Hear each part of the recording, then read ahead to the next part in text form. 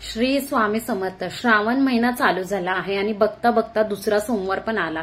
श्रावण महिन्यामध्ये इतके सण असतात की आपल्याला करता करता श्रावण महिना कधी संपतो हे समजत सुद्धा नाही. पहिला श्रावण सोमवार झाला आहे, आता त्यानंतर नागपंचमी पण झाली आहे आणि आता दुसरा श्रावण सोमवार आला आहे. तर या दुसऱ्या श्रावण सोमवारी मी पूजा कशी करणार आहे ते तुम्हाला या व्हिडिओमध्ये दाखवणार आहे, त्यामुळे व्हिडिओ शेवटपर्यंत बघा. पहिल्या श्रावण सोमवारी जसं आपण लवकर उठलो त्याचप्रमाणे आता या श्रावण सोमवारी पण आपण लवकर उठायचं आहे. लवकर उठून सर्व आपले जे विधी असतात ते करायचे आहे. त्यानंतर स्नान करून स्वच्छ कपडे परिधान करून मग आपल्याला पूजा करायची आहे. तर मी इथे सर्व देवांची देवारा मस्त साफसफाई करून घेतलेला आहे आणि त्यानंतर त्याची पूजा वगैरे सर्व देवांची करून झालेली आहे.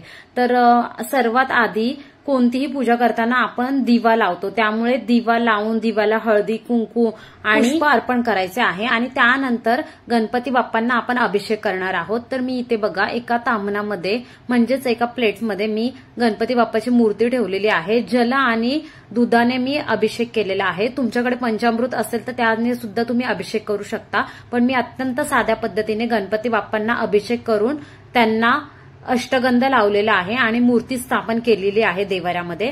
त्यानंतर आता आपण शिवलिंगाची अभिषेक करणार आहोत. शिवलिंगाला पण सेम मी जल आणि दुधाने अभिषेक करत आहे. महादेवांना जल अत्यंत प्रिय आहे, त्यामुळे तुम्ही फक्त जलाने सुद्धा अभिषेक केला तरी तो महादेवांपर्यंत पोहोचतो.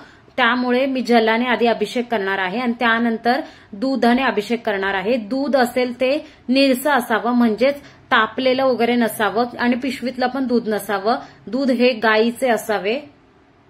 अभिषेक करताना तुम्हाला ओम नमः शिवाय ओम नमः शिवाय या मंत्राचा जप चालू ठेवायचा आहे.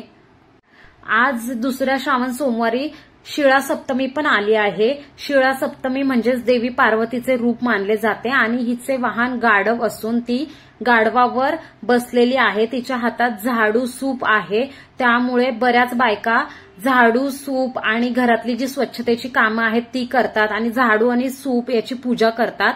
तर या शिळा सप्तमीला आपल्याला अशीच पूजा करायची आहे, म्हणून ही सोमवारीच आल्यामुळे चांगला योगायोग आला आहे. आता शिवलिंगाला व्यवस्थित स्वच्छ पुसून अष्टगंध किंवा चंदन नाही तर भस्म तुम्ही लावू शकता. त्यानंतर बेलाची पाने व्हायची आहेत आपल्याला. जर तुम्हाला 11-21 जेवढे मिळतील तेवढी बेलाची पाने व्हायची आहेत. मला इथे 11 मिळाली आणि बेलपानाला कुठेच चीर वगैरे गेलेली नसू नये, कुठे तुटलेलं असू नये. तर बेलपानाचं जे देठ असतं ते थोडंसं तोडून घ्यायचंय आणि ओम नमः शिवाय अर्पण असं बोलत अर्पण करायचं आहे. महादेवांना पांढऱ्या कलरचे फूल अत्यंत प्रिय आहे, त्यामुळे इथे आपल्याला पांढऱ्या कलरचे फूल मिळालं तर नक्की तुम्ही वाहा. आणि अजून एक गोष्ट म्हणजे महादेवांना धोत्रा ह्याचं फळ आणि फूल अत्यंत प्रिय आहे, त्यामुळे हे सुद्धा तुम्ही वाहू शकता. त्यामुळे मी धोत्र्याचं फळ प्रत्येक सोमवारी अवश्य आणते. तुम्हाला पण मिळालं तर तुम्ही घेऊन येत जा. आणि आजची शिवामूठ ही तीळ आहे, त्यामुळे शिवामूठमध्ये आपल्याला पांढरे तीळ व्हायचे आहे. तर आता बरेच जण विचारतील पांढरेच तीळ का, काळे तीळ का नाही व्हायचे. तर काळे तीळ हे आपल्याला जर पितृदोष असेल तर ते नाहीसे करण्यासाठी काळे तीळ वापरले जातात. आणि ही शिवामूठ जी आहे ती घरामध्ये आपल्याला सुख समृद्धी शांती आणण्यासाठी आणि तसेच आपलं कौटुंबिक जे वैवाहिक जीवन आहे ते त्याच्यामध्ये वाद होऊ नयेत, सगळ्यांनी आपल्याला समजून घ्यावे यासाठी वाहिली जाते. त्यामुळे या शिवामूठला पांढरे तीळच वाहिले जातात.